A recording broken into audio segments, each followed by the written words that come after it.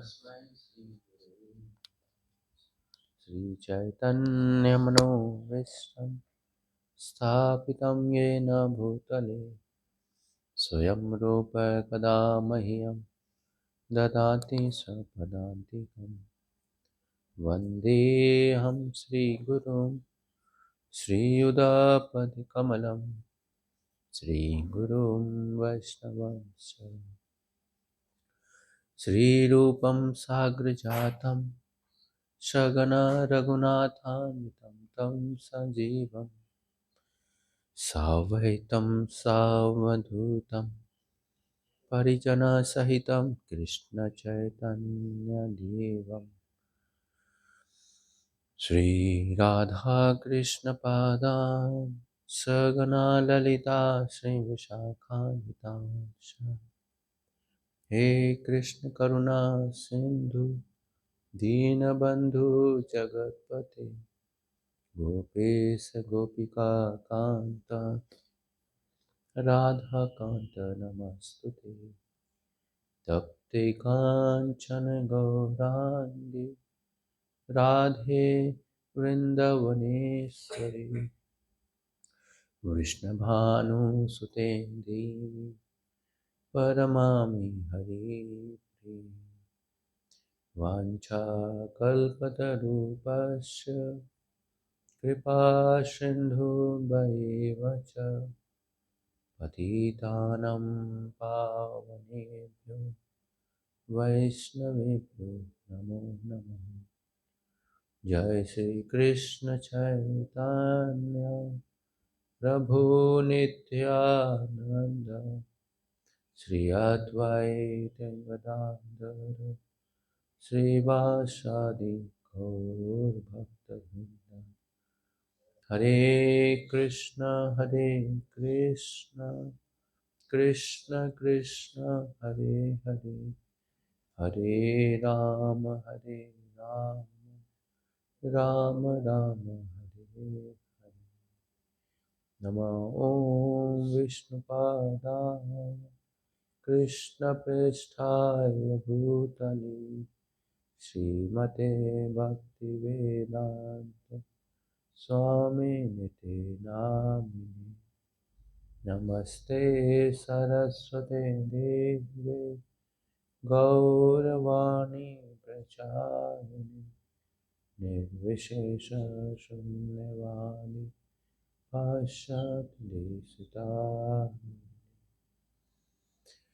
पञ्चतत्त्वात्मकं कृष्णं भक्तरूपस्वरूपकं भक्तावतारं भक्त्याखं नमामि भक्तिसात्विकम्। हरे कृष्णा। तो पीछे के सत्रों में हमने क्या क्या चर्चा किया है, किसी को याद है?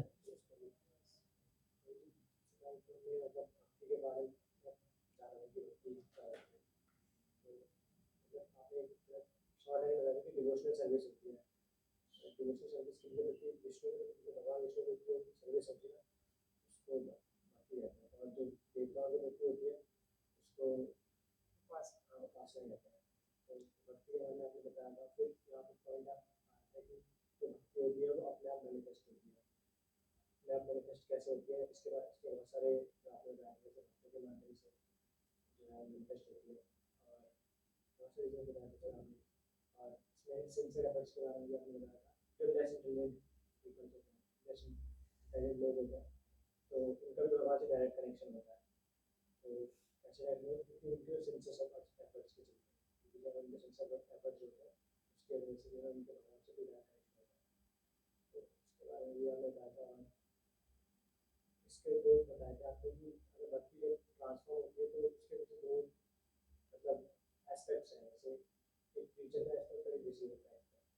तो डिपेंड करता है कि टीचर पे डिपेंड करता है और जो रिसीवर है उस पर डिपेंड करता है। तो टीचर को होता है वो सबको टीच कर सकता है, बट रिसीवर डिपेंड करता है तो रिसीव करता है। तो एस्पेक्ट भी आपने बताया था। और ये भी बताया था कि मर्सी होल्डिंग कैपेसिटी और मर्सी रिकॉग्नाइजिंग कैपेसिटी, इसके बारे में भी आपने उसी को समझना और रिकॉग्नाइज करना, उसको होल्ड करके रखना और उसको उस हिसाब से डिवोशन सर्विस करना।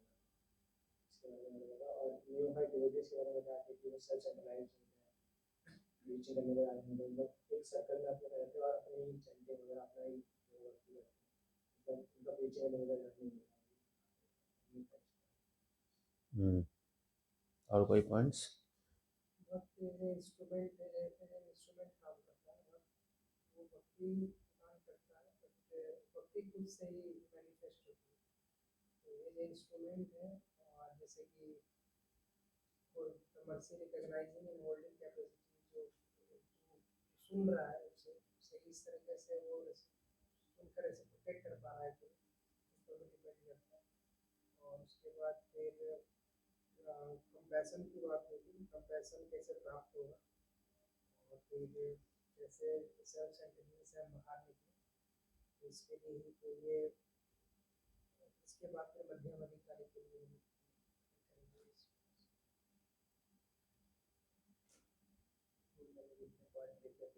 सारे को बता दिए। mercy, that we need to recognize mercy, sincere effort is required, like हमें कंट्रोलिंग कैपेसिटी को गिव अप करना है, और डिवोशन को कंट्रोल देना है, और मैच्योर बनना है थ्रू साधना भक्ति। और साधना भक्ति का मोटिव ये है कि हमें मैच्योर बनाना है। और देन रागात्मिका भक्ति होती है, वो साधना भक्ति के बाद आती है। सेल्फ सेंट्रेड भी बताया था, then become a servant as an instrument, meaning to follow the instruction.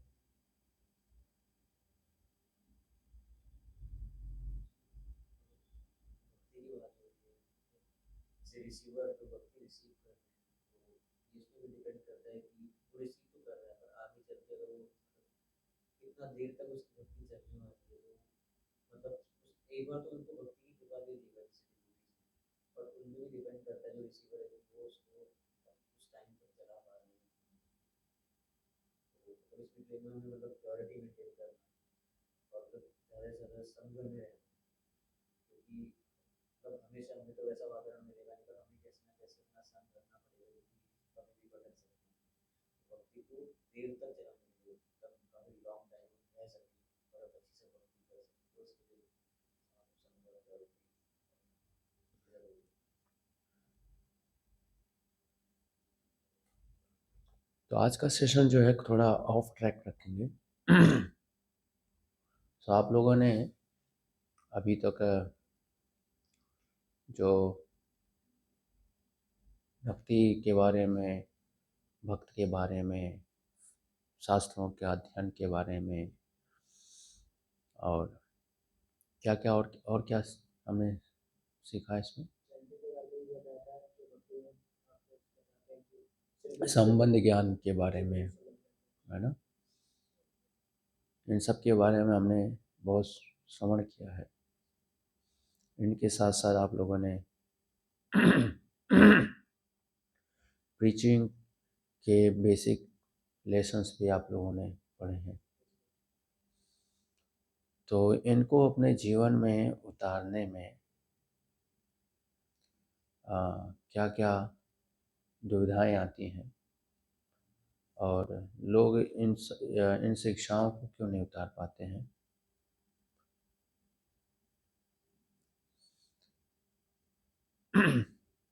इस पर थोड़ा हम चर्चा करेंगे। सो इतना श्रवण करने के बाद व्यक्ति श्रवण करने के बाद साधु संग प्राप्त करने पर और भक्तिमय भाव वातावरण में, समुदाय में रहने के बाद भी कई बार ऐसा होता है कि देखा जाता है कि सभी लोग भक्ति में तीव्रता से आगे नहीं बढ़ पाते। ऐसा क्यों? तो इसके कई कारण हैं। पहला कारण है कि 4 प्रकार के दोष हैं। पहला है जो गलत भक्ति करने से उत्पन्न होता है, अविधि पूर्वक भक्ति करने से। दूसरा है सुकृतियों के माध्यम से, बहुत सारे सुकृतियाँ उसने उत्पन्न कर रखी हैं, पूर्व जन्मों में सुकृतियाँ प्राप्त किया है, इस जन्म में भी कुछ सुकृतियाँ प्राप्त किया है, तो उसकी वजह से। तो तीसरा है पाप कर्म से, ऐसे पाप कर्म किए हैं जिसकी वजह से पाप सुकृति प्राप्त हुआ है। और चौथा है अपराध, अपराध कर रहा है, भगवान के नाम के प्रति अपराध, वैष्णव के प्रति अपराध, धाम के प्रति अपराध इत्यादि।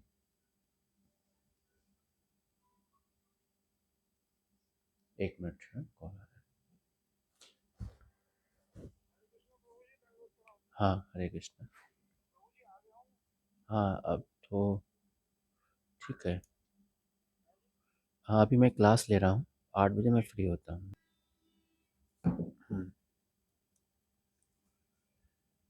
तो ये 4 प्रकार के ये 4 चीज़ है जिसके वजह से व्यक्ति सब कुछ मिलने पर भी उन्नति नहीं कर पाता। तो पाप और पुण्य ये भक्ति में आने के पहले के कर्म है, पूर्व जन्मों के कर्म है, फल है। लेकिन बाकी जो 2 हैं, अपराध और अविधि पूर्वक भक्ति करने से, ये भक्ति में आने के बाद प्रभावित करते हैं, क्योंकि भक्ति में अपराध होते हैं और भक्ति अविधि पूर्वक, जब भक्ति मार्ग में आते हैं तब ये 2 चीज़ें होती हैं। तो जो पूर्व 2 हैं, सुकृति, पाप और पुण्य, इन्हें ये हमारे जीवन में बाधा उत्पन्न करते हैं। उदाहरण के लिए बहुत धन हो जाना, बहुत अच्छे परिवार में जन्म ले लेना, ये भी भक्ति में बाधा उत्पन्न करते हैं। और बहुत पाप कर्म करना, जिससे खाने के लिए भी लाले पड़ रहे हैं, घर की रिस्पॉन्सिबिलिटी बहुत कम उम्र में जो है सबके सिर पे आ जाना, तो इन ये सब भी कारण होते हैं जो भक्ति में जो बाधा उत्पन्न करती है। तो इनको कैसे इनको डील करना चाहिए? इनको डील करने के लिए सबसे अधिक आवश्यकता है, वो है श्रद्धा। श्रद्धा बहुत अधिक आवश्यक पड़ता है। श्रद्धा से ही दृढ़ निश्चय आता है। तो ऐसे व्यक्तियों को भक्ति और भक्ति का लक्ष्य, इसमें श्रद्धा जितना रहेगा, वो इन 2 प्रकार के सुविधाओं से बाहर आ पाएंगे, या ऐसे परिस्थिति में रहकर भक्ति कर पाएंगे। श्रद्धा, श्रद्धा किसमें? भक्ति में श्रद्धा। श्रद्धा उत्पन्न इनको करना बहुत आवश्यक है। जिस मात्रा की श्रद्धा होगी, जितना प्योर शुद्ध श्रद्धा होगा, उतना ही सरलता से ऐसे अवस्थाओं में भक्ति में उन्नत कर पाएंगे। तो श्रद्धा उत्पन्न नहीं होने का कारण भी यही 2 है, कष्ट और आनंद, है ना। सुकृतियाँ जो है इन 2 दिशाओं से बांध कर रख देती है। पहला है कष्ट से, दूसरा है आनंद से, कंफर्ट से। तो भक्त को श्रद्धा विकसित करने का प्रयास करना चाहिए। तो श्रद्धा कैसे विकसित करें? पहला है रीजनिंग फेथ होना चाहिए। रीजनिंग फेथ का अर्थ क्या है? कि yes, intellectually it is true कि मेरे दुष्कृतनों सुकृतनों, ये जो पुण्य कर्म से और पाप कर्म से उत्पन्न ये जो दोष हैं, ये मुझे बाधा उत्पन्न कर रहे हैं। तो इसका अर्थ यह है कि मेरे गुण, मेरे कर्म के फल हैं ये। तो इनको मुझे इनके अनुसार या ये बाधाओं को ध्यान में रखकर मुझे सावधानी से आगे बढ़ना है ना। पहला अंडरस्टैंडिंग कि रीजनिंग फेथ के साथ कि ये मेरे पाप कर्म, ये मेरे कर्म फल हैं, तो कर्म फल को भोगना ही होगा। कर्म फल भोगने का क्या अर्थ है? लोग गलत समझते हैं कि मुझे तो मेरे पास कोई और रास्ता नहीं है सिवाय भक्ति ना करने का। तो ये कर्म फल नहीं है, ये जो है दूसरा कर्म हम क्रिएट कर रहे हैं। कर्म फल को समझने का अर्थ है कि भक्ति करने में मुझे ज़्यादा मेहनत करना पड़ेगा। जैसे स्कूल में बच्चा कमज़ोर होता है तो उसको ज़्यादा, जिस सब्जेक्ट में कमज़ोर होता है उसमें ज़्यादा मेहनत करना होता है। तो उसी प्रकार से जो ये कर्म फल हैं बाधा उत्पन्न करते हैं, तो भक्त ये सीखता है और समझ जाता है कि मुझे एक्स्ट्रा एंडेवर देना होगा। तो ये रीजनिंग फेज के अंतर्गत आता है। फिर उसे श्रद्धा रखना होता है, डेवलप करना होता है गुरु वाक्य पे। गुरु वाक्य, ये जो सेकेंड स्टेज का श्रद्धा है गुरु वाक्य, कि गुरु जो है वो मेरे हित है, हितैषी है, इज वेल विशर फ्रेंड, और उनके शिक्षाओं में विश्वास और उनके इंस्ट्रक्शंस के को अपने जीवन का बेसिस बनाना चाहिए, और उनको उनकी प्रसन्नता के लिए कार्य करना चाहिए। उनकी प्रसन्नता के लिए कार्य, तो ये क्या है? गुरु पर श्रद्धा, तो उनकी प्रसन्नता के लिए कार्य। तो जब व्यक्ति इस प्रकार से करता है तो उसके पुण्य और पाप कर्म उसके जीवन में रहेंगे, लेकिन वो उनको भेदते हुए भक्ति में तीव्रता ला सकता है। तो जो मैंने बताया है फेथ में, रीजनिंग फेथ फिर गुरु फेथ, ये स्टेप बाय स्टेप है। जो सबसे इम्पॉर्टेंट स्टेज है वो है गुरु की प्रसन्नता के लिए कार्य करना। इस स्टेज पे आना होगा उसे। जब इस स्टेज पे आएगा तब जाकर वो दृढ़ संकल्प उसमें आएगा, और दृढ़ संकल्प के साथ वो भक्ति करना सीख जाएगा। तो इसके लिए बहुत महत्वपूर्ण है गुरु की प्रसन्नता के लिए कार्य, बहुत आवश्यक है। ओके।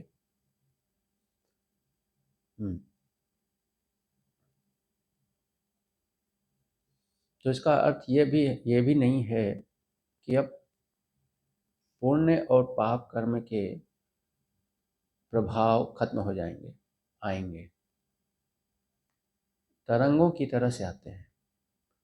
प्रभाव कैसे आता है? तरंगों की तरह से। तो तरंग कैसे आता है? जैसे पहला तरंग आता है, थोड़े समय के बाद दूसरी तरंग आती है, तीसरी तरंग और बड़ी होती है, ऐसे। तो व्यक्ति दृढ़ संकल्पी बनता है जब इस स्तर पे पहुंच जाता है कि गुरु की प्रसन्नता के कारण। तो दृढ़ संकल्पी बन जाता है तो जितने भी तरंगे आती हैं उनको जो है दृढ़ संकल्प के साथ सामना करता है और भगवान का आश्रय लेकर आगे बढ़ता है। तो लोग फेल कहाँ हो जाते हैं? इन श्रद्धा के स्तर पर। ये श्रद्धाओं को अचीव नहीं कर पाते, इसलिए उनकी भक्ति तरल होती है। तरल मतलब समझ रहे हो? मतलब फीका फीका। भक्ति में मिलावट है, या है ना, विद इंटेंसिटी। दूध जैसे होता है ना, दूध फीका होता है। दूध फीका होने का क्या होता है? उसमें पानी ज़्यादा है। तो जिनकी श्रद्धा कमज़ोर होती है उनकी भक्ति में फीकापन आता है।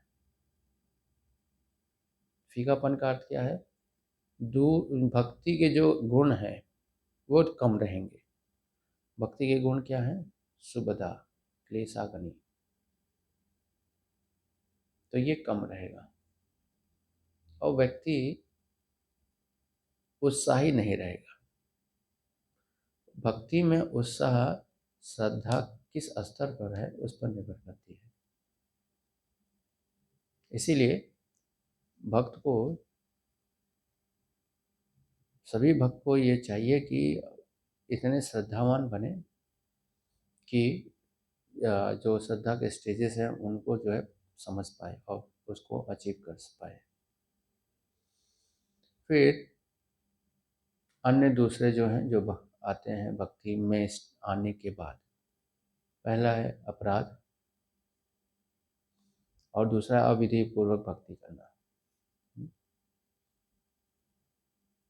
तो अपराध के लिए हमें शिष्टाचार, हमारे पास शिष्टाचार से हमें मालूम होना चाहिए। भक्ति में कई शिष्टाचार होते हैं।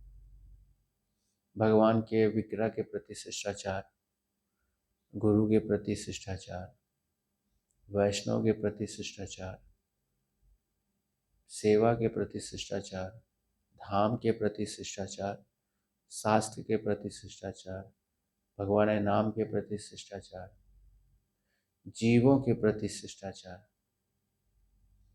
तो जहाँ पर शिष्टाचार का अभाव होता है वहाँ अपराध होते हैं। अपराध शिष्टाचार से संबंधित है, एथिक्स।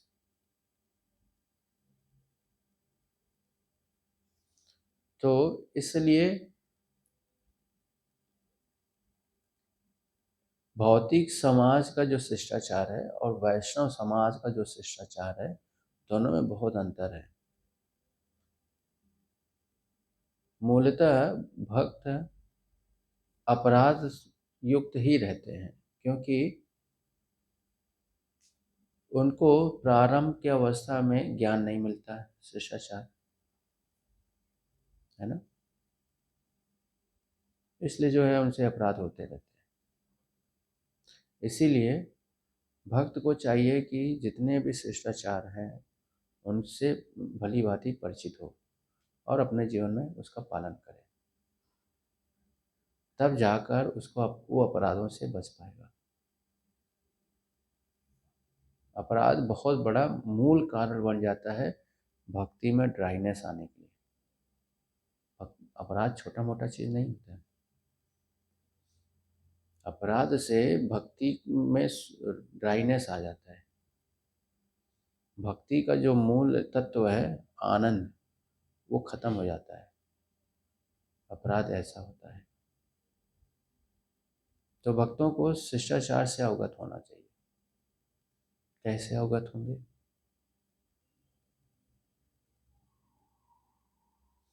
तो इसलिए जो है जब हम शास्त्रों को पढ़ते हैं तो उसमें देखने को मिलता है कैसे कैसे संबोधित करना चाहिए भक्तों को। आप भागवतम पढ़ रहे हो तो संबोधित कैसे कर रहे हैं?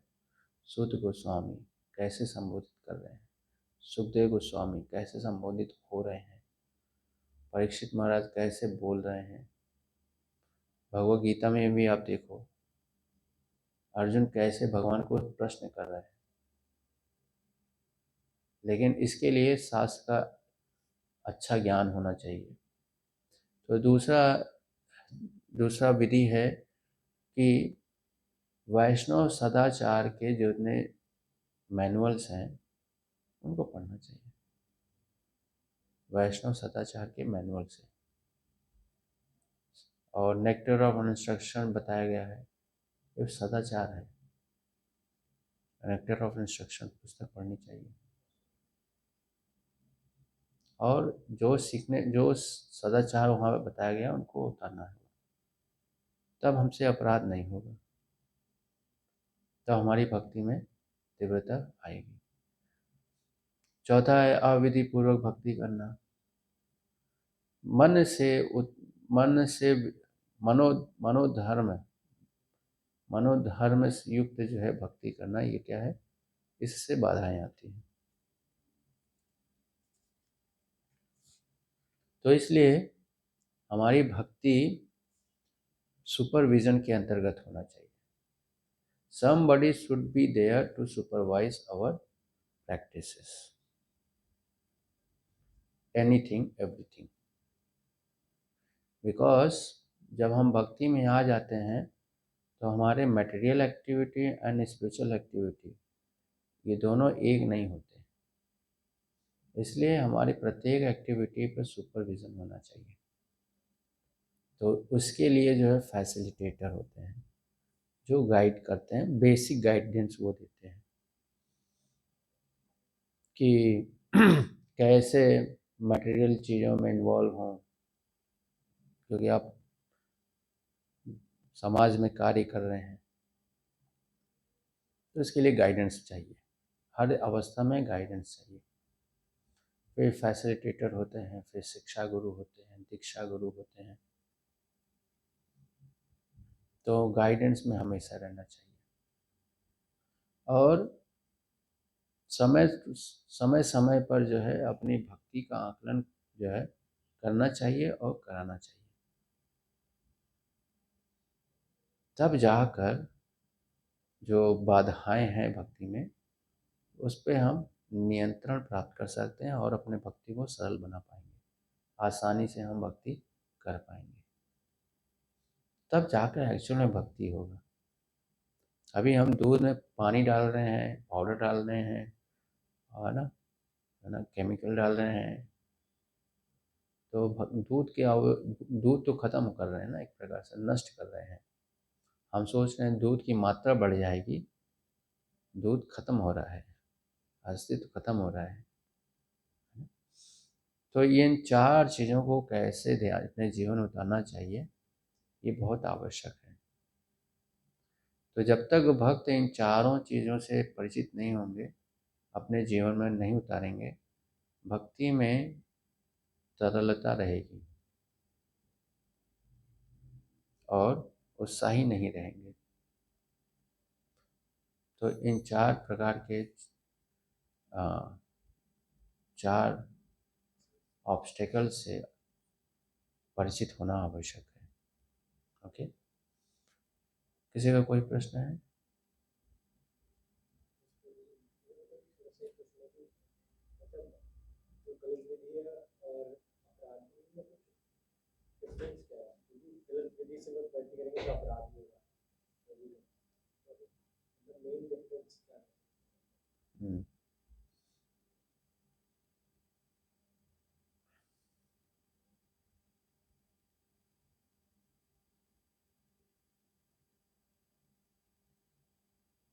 अविधि पूर्वक जो है जनरली सेंटिमेंट्स की वजह से होता है और अपराध जो है अहंकार की वजह से होता है। सेंटिमेंट्स का अर्थ है भावुक भक्ति, जो भावुकता के साथ भक्ति करते हैं, सिद्धांत को इग्नोर करके करते हैं, उसकी वजह से। और अपराध में अहंकार मूल कारण होता है। जैसे कि वैष्णव को उचित प्रकार से सम्मान नहीं देना, वो क्यों हो? अहंकार। आमी तुमी सम, हम दोनों बराबर हैं, तो तुमको मैं, ये शब्द क्या यूज किया, तुमको मैं क्यों सम्मान दूं, तुमको मैं क्यों प्रणाम करूं। तो ये जो इसमें क्या क्या चीज़ें हैं, पहला शब्द है तुम, डिसरेस्पेक्ट। दूसरा है सम्मान, ईगो। दोनों क्यों हो रहे हैं, ईगो। तो अपराध जितने भी होते हैं वो ईगो की वजह से होते हैं। और भी डिटेल है, मूल बेसिक स्तर पर ईगो होता है। और जो गलत विधि से भक्ति करते हैं उसमें अज्ञानता है, सेंटिमेंटल ज़्यादा होते हैं, या फिर सेंटिमेंटल होते हैं, या फिर है ना बहुत ड्राई फिलॉसफी पढ़ लेते हैं, उसको भक्ति में कभी किया नहीं है, इनकी वजह से होता है।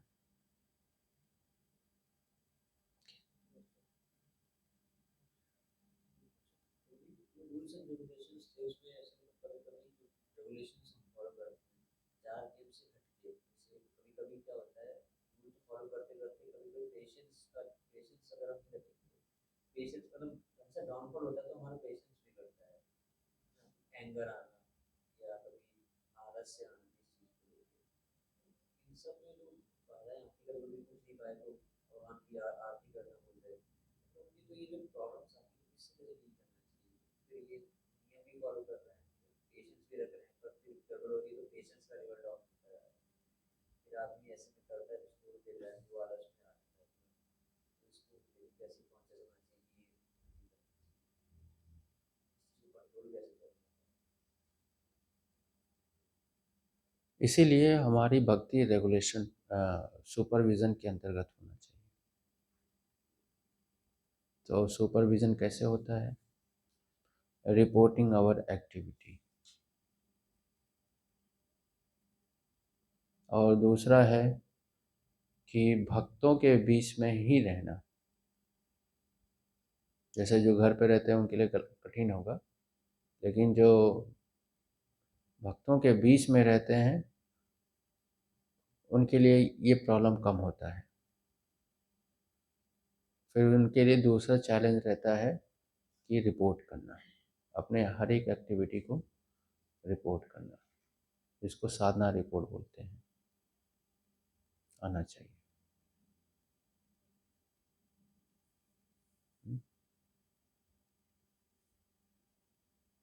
ओके, तो आज के लिए इतना ही, क्योंकि हमें जो है तैयारी करना है, कहीं जाना है। ओके, हरे कृष्ण, जय श्री प्रभुपाद की जय।